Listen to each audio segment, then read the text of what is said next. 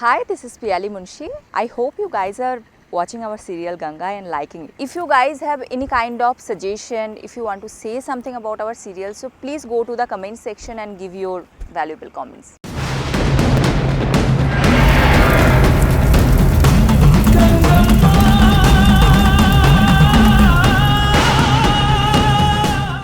என் அப்பா என்னோட கல்யாணத்தை எப்படி நடத்தணும்னு ஆசைப்பட்டாருன்னு தெரியுமா? தெருவடைச்சு பந்தல் போட்டு ஊரே கூப்பிட்டு சாப்பாடு போட்டு பந்தக்கால் நடுற நாள்ல இருந்து நலுங்கு வச்சுன்னு எல்லா சுப காரியங்களோடையும் தான் என் கல்யாணத்தை நடத்துறதுன்னு ஆசைப்பட்டாரு. எங்க அப்பா ஆசைப்பட்டபடிதான் என் கல்யாணம் நடக்கும். எனக்கு அந்த நம்பிக்கை இருக்கு. நீ முதல்ல ஆபரேஷன் தியேட்டருக்கு போ. என்னம்மா, நான் சொல்றது கொஞ்சம் கேளு. அத்தை, இப்ப நீ ஆபரேஷன் தியேட்டருக்குள்ள போக போறியா இல்லையா?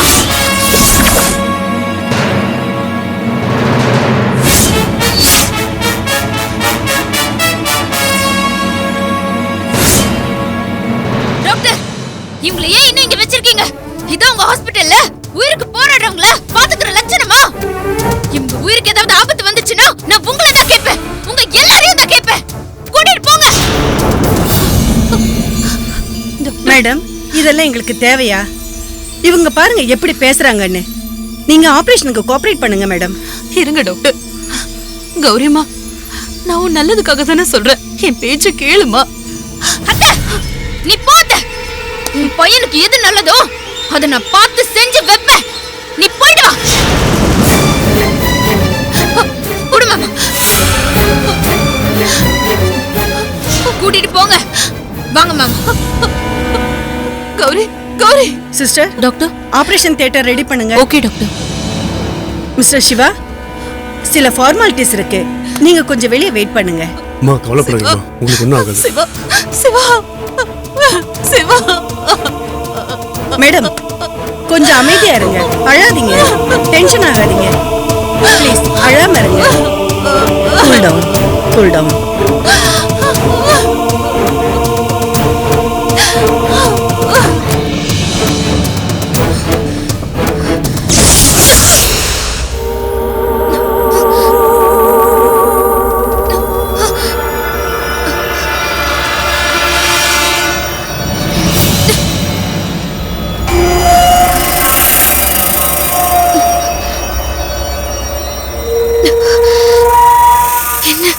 என்னாச்சு எனக்கு?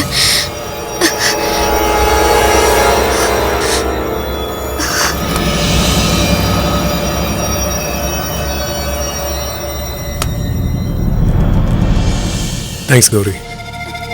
ஒரு நெருக்கடியான சமயத்துல இருந்து என்னை காப்பாத்திட்ட. நீ தீர்மானமா சொல்லலைன்னா அம்மா கண்டிப்பா என்னை தாலி கட்ட வச்சு தான் போயிருப்பாங்க.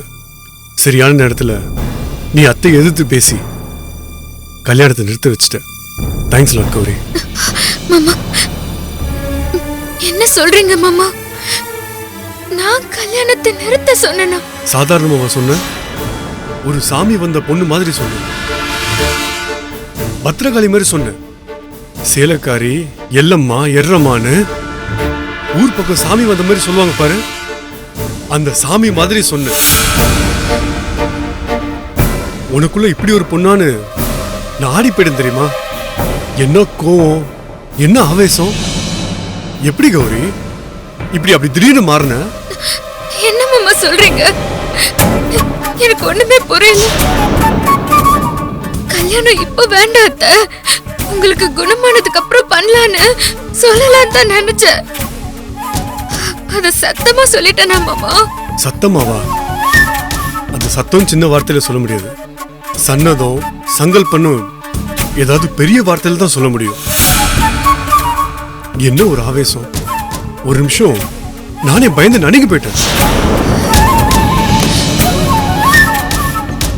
ஏமா, கண்ணை கசக்கிட்டு அமைதியா நின்னுட்டு இருந்த, திடீர்னு அப்படி என்னமா ஆச்சு உனக்கு? உடம்புக்குள்ள பேய் புகுந்த மாதிரி ஆவேசப்பட்டுட்டியம்மா. திடீர்னு டாக்டரையும் எங்களையும் ஒரு விரட்டிட்டியம்மா. நாங்களே ஆடி போயிட்டு தெரியுமா? ஐயோ, அப்படி இல்லாம பண்ண எனக்கு ஒண்ணுமே ஞாபகம் இல்லையே மாமா. அத்தை ரொம்ப சங்கடப்பட்டிருப்பாங்களே. நீ ஒன்னும் கவலைப்படாத கௌரி, அம்மா புரிஞ்சுப்பாங்க. ரொம்ப தேங்க்ஸ் கௌரி.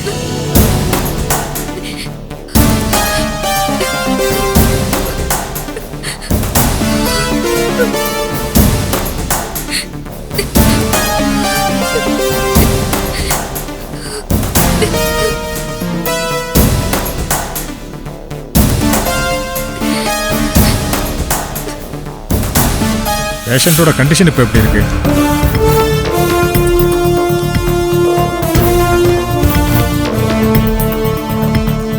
டாக்டர், ஆ இவர்தான் பேஷண்டோட சன். ஹலோ டாக்டர் எப்படியாவது எங்க அம்மாவை காப்பாத்துங்க டாக்டர்.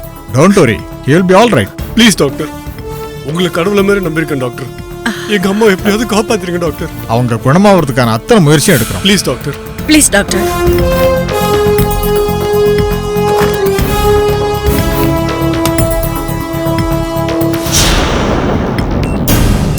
இவங்க தான் பேஷண்ட் கனகா. ரிப்போர்ட் சொல்லுங்க.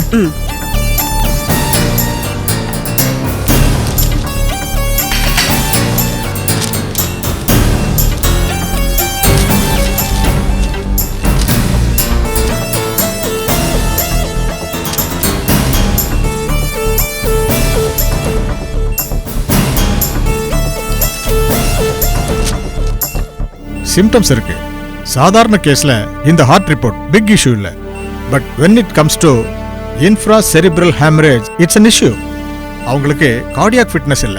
அவங்க இதயம் போதுமான அளவுக்கு பலமாவும் இல்ல. இந்த இதயம் ஆபரேஷனுக்கு தேவையான ரத்தத்தை மூளைக்கு பம்ப் பண்ணாது. இவங்களுக்கு ஆபரேஷன் பண்ணா பேஷண்ட் இறந்துருவாங்க. டாக்டர், இப்ப என்ன பண்றது டாக்டர்? ஏதாவது முயற்சி பண்ண முடியாதா? No way, no chance to operate. இந்த கண்டிஷன்ல ஆபரேட் பண்ணவே முடியாது. நீங்க பேஷண்டோட ஃபேமிலி கிட்ட இன்ஃபார்ம் பண்ணிடுங்க. டாக்டர், நீங்க வந்துட்டா ஆபரேஷன் சக்சஸா முடிஞ்சிரும், பேஷண்ட் பழைக்கிறதுக்கு வாய்ப்பு இருக்குன்னு நாங்க நம்பிக்கை ஊட்டியிருக்கோம். இப்ப ஆபரேஷன் பண்ண முடியாதுன்னு சொன்னா அவங்க பையன் மனசு உடைஞ்சிருவாரு. ப்ளீஸ் நீங்களே எக்ஸ்பிளைன் பண்ணிருங்க டாக்டர். ஓஎஸ், அவங்க சன்னை கூப்பிடுங்க, நான் பேசுறேன். ஷியோர். சிஸ்டர், சிவாவை டாக்டர் ரூமுக்கு வர சொல்லுங்க. Okay doctor. Please doctor. வாங்க.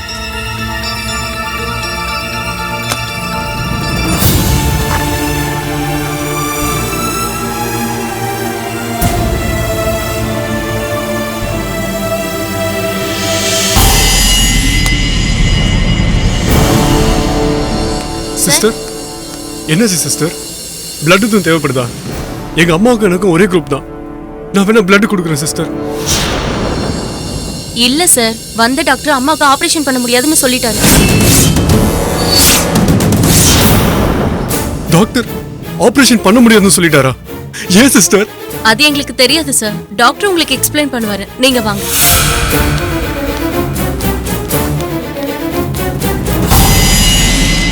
டாக்டர்.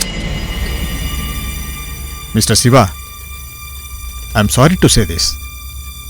உங்க அம்மாவுக்கு இந்த ஆபரேஷன் பண்ண முடியாத சூழ்நிலை.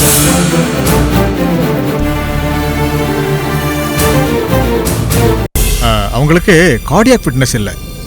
ஹார்ட் கண்டிஷன் ரொம்ப வீக்கா இருக்கு. It shows an abnormal rhythm. இந்த கட்டத்தில் ஆபரேஷன் பண்ணா ஆபரேஷன் ஃபெயிலியர் ஆயிடும். அவங்க நிச்சயமா பழைக்க மாட்டாங்க. இந்த ஆபரேஷனை பண்ணா எங்க அம்மா பழிச்சுக்குவாங்கன்னு நம்பிக்கையா இருந்தமே டாக்டர். என்ன செய்யறது சிவா? நாம ஒண்ணு நினைச்சா கடவுள் வேற ஒண்ணு பிளான் பண்றாரு. இப்ப என்ன டாக்டர் பண்றது? லண்டனுக்கு கூட எங்க அம்மாவை நான் கூட்டு வரேன் டாக்டர். அங்க வச்சு ஆபரேஷன் பண்ண முடியுமா டாக்டர்? இல்ல சிவா, லண்டன் கூட்டிட்டு வரதுனால சினோரியா எதுவுமே மாறாது.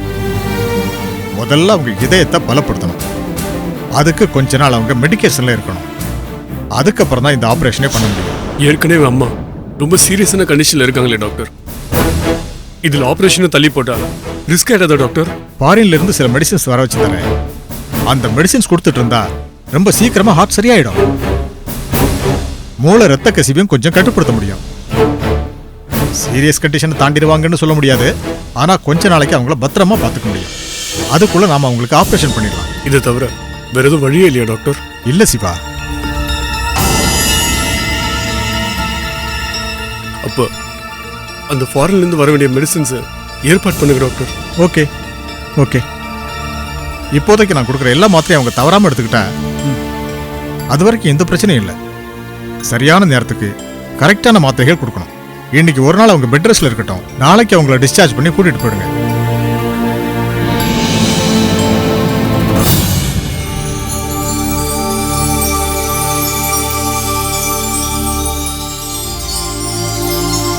அபிராமி, மடாதிபதி நம்ம வீடு தேடி வந்து எவ்வளோ சந்தோஷமான விஷயத்த சொல்லிட்டு போறார் பாத்தியாமா? மடாதிபதி நம்ம வீட்டுக்கு வர்றதுக்கு ரொம்ப குடுப்பன வேணுமா? அதுவும் உனக்கு கல்யாணம் பண்ணலான்னு மடாதிபதி சொல்லிட்டாரா? எனக்கு சந்தோஷம் தாங்க முடியலம்மா. எனக்கு அந்த இடம் தான்ப்பா யோசனையா இருக்கு. எத்தனை நாளும் ஒரு கன்னியா இருக்கிற பொண்ணுதான் அந்த சிலைகளை தேடி கொண்டு வர முடியும்னு மடாதிபதி சொன்னாரு. ஆனா இப்ப திடீர்னு ஒரு சுமங்கலி தான் சிலைகளை கொண்டு வர முடியும்னு சொல்றாரு.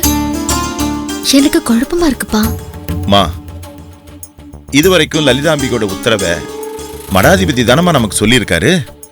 மடாதிபதியோட வார்த்தை நேரடியா அந்த லலிதாம்பிகையோட வார்த்தை. மா, அதை நம்ம சந்தேகப்படக்கூடாதுமா.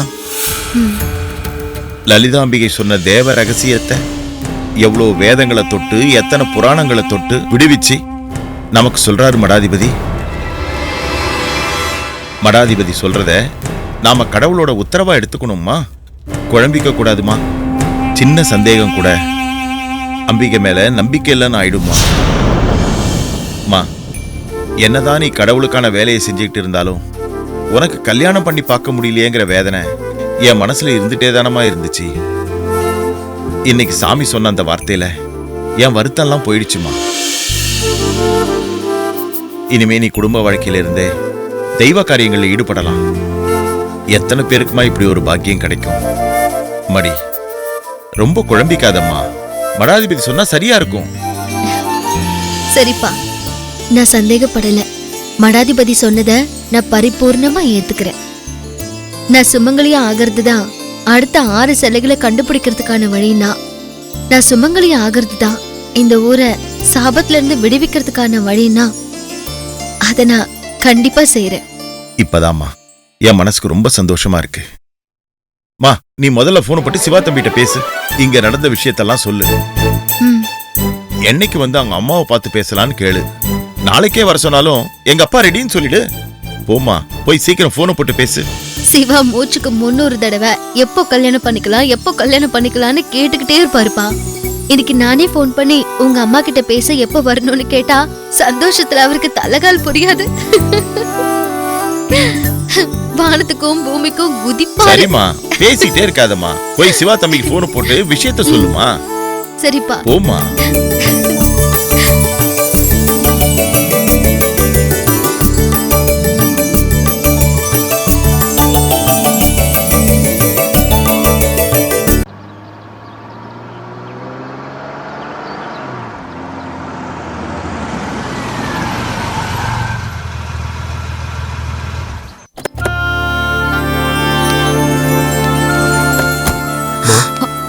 பாத்துமா,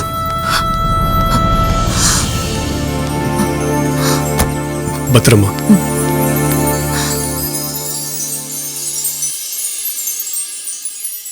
கௌரி, இந்தம்மா அத்தைக்கு நீயே ஆரத்தி எடு. அத்தை, உங்களை பிடிச்ச காத்து கருப்பு இன்னியோட பறந்து போயிடும். இனிமே உங்களை எந்த நோய் நொடியும் அண்டாது. இந்த மாத்திரையிலேயே உங்களுக்கு குணமாகி நீங்க 100 வயசு வரைக்கும் நல்லா இருப்பீங்க.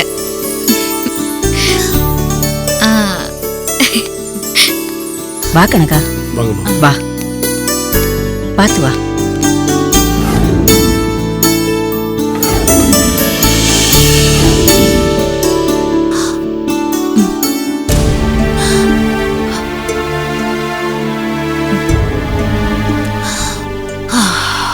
அப்பா, உட்காருங்க.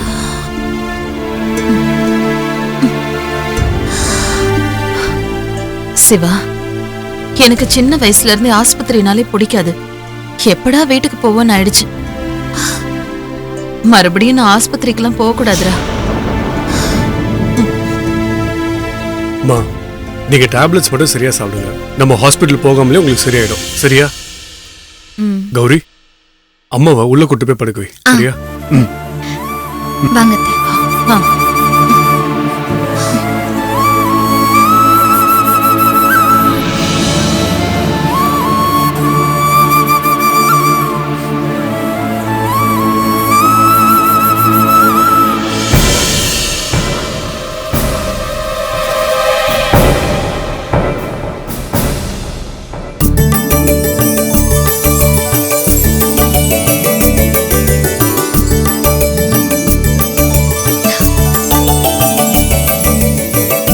சிவா சார், பொண்ணு ஓகேவா? உங்களுக்கு பிடிச்சிருக்கா? பொண்ணை பார்த்துட்டு ஓகே சொல்வீங்களா, இல்ல பஜ்ஜி சொஜ்ஜி எல்லாம் சாப்பிட்டுட்டு நாங்க போய் லெட்டர் போடுறோம்னு சொல்லிட்டு போயிடுவீங்களா? சொல்லுங்க சார்.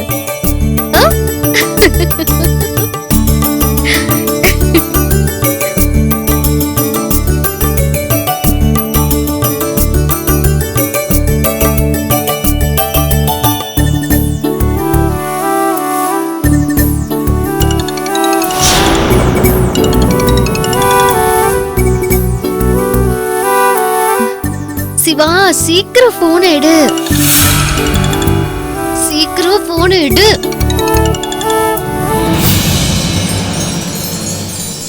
சிவா. அபி. சிவா, உங்களுக்கு ஒரு சந்தோஷமான விஷயம் சொல்லவா? நம்ம மடாதிபதி என்ன கல்யாணம் பண்ணிக்க சொல்லிருக்காரு. கல்யாணம் பண்ணி சுமங்கலியானதான் அடுத்த 6 சிலைகளை மீட்டு கொண்டு வர முடியுமா? அவரே சிவா இருக்காருல்ல, அவரையே கல்யாணம் பண்ணிக்கோ. லலிதாம்பிகை தான் சிவாவை உனக்காக அனுப்பி வச்ச பையன்னு சொன்னாரு. அப்பாவுக்கு ரொம்ப சந்தோஷம் சிவா. அப்பாவும் சிவா கிட்ட உடனே பேசு, நம்ம சொந்தக்காரங்க எல்லாரையும் கூட்டிட்டு போய் பேசி முடிச்சிட்டு வந்துருவோன்னு சொன்னாரு. சொல்லுங்க சிவா, நாங்க எப்ப வரலாம்? மாப்பிளைக்கு நான் ஓகேவா இல்ல ஓகே இல்லையா? என்ன சிவா, நானே பேசிட்டு இருக்கேன், நீ ஒன்னும் பதில் சொல்லாம இருக்க. உனக்கு பொண்ணு ஓகே இல்லையா? அபி, எங்க அம்மாவுக்கு ரொம்ப உடம்பு முடியாம போயிடுச்சு. அம்மா கிரிட்டிக்கல் ஸ்டேஜுக்கு போயிட்டாங்க. ஒரு கிரிட்டிக்கலான ஸ்டேஜுக்கு போய் அந்த சர்ஜரி கூட பண்ண முடியாம, அதுக்கான ஃபிட்னஸ் இல்லாம வீட்டுக்கு திரும்பி வந்துட்டோம். அபி, என்ன சொல்றீங்க சிவா? இதெல்லாம் எப்ப நடந்துச்சு? அம்மா நல்லா இருக்காங்கன்னு தானே சொன்னீங்க? நான் அப்படி சொல்லும்போது எனக்கு விஷயம் தெரியாம இருந்துச்சு அபி. அதுக்கப்புறம் தான் அம்மாக்கு செரிப்ரல் ஹேமரேஜ் இருக்குன்ற விஷயமே தெரிஞ்சது. என்ன சிவா, எனக்கு ஒரு வார்த்தை சொல்லிருக்க வேண்டாமா? நான் வந்து உங்க கூட இருந்திருப்பேன்ல. நீ செல்ல தேடுற முயற்சியில் இருந்தியா, அதனால உங்ககிட்ட சொல்ல முடியல. அது மட்டும் இல்லாம இங்க நிறைய பிரச்சனை, ரொம்ப டென்ஷன், அதான் சொல்ல முடியல. சிவா, நீங்க எவ்வளவு உடைஞ்சு போயிருப்பீங்கன்னு எனக்கு தெரியும். நீங்க வருத்தப்படாதீங்க, நான் உடனே கிளம்பி வரேன். சரி அபி. சரி சிவா, டேக் கேர், பாய்.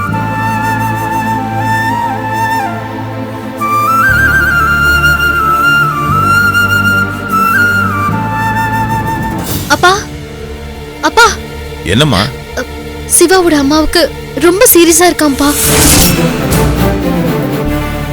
என்னம்மா சொல்ற? எப்ப நடந்துச்சு இது? நேத்து தான் நடந்திருக்குப்பா. ஐயோ, சிவா அவங்க அம்மா மேல ரொம்ப பாசம் உள்ளவராச்சம்மா. பாவம், ரொம்ப உடைஞ்சு போயிருப்பாரு. உடைஞ்சுதான்ப்பா போயிருக்காரு. அவரு குரலே நல்லா இல்லப்பா. எனக்கு உடனே அவர் பார்க்கணும்பா. மா, நாம உடனடியா சென்னைக்கு போறதுக்கு ஏற்பாடு பண்ணுவோம். நானும் வரேன். மாப்பிள்ளை வீட்டுல இவ்வளவு விஷயம் நடந்திருக்கும் போது நான் உன்னை மட்டும் அனுப்பிச்சா நல்லா இருக்காதுமா.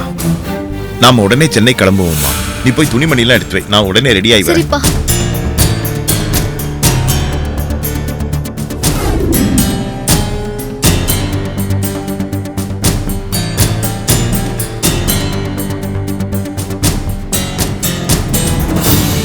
அப்பா போலாம்பா. மா, ஒரு 5 நிமிஷம்மா. நம்ம ஊர் விவோ சிவலிங்கம் வரேன்னு இருக்காரு, அவரை பார்த்து பேசிட்டு போயிடுவோம்.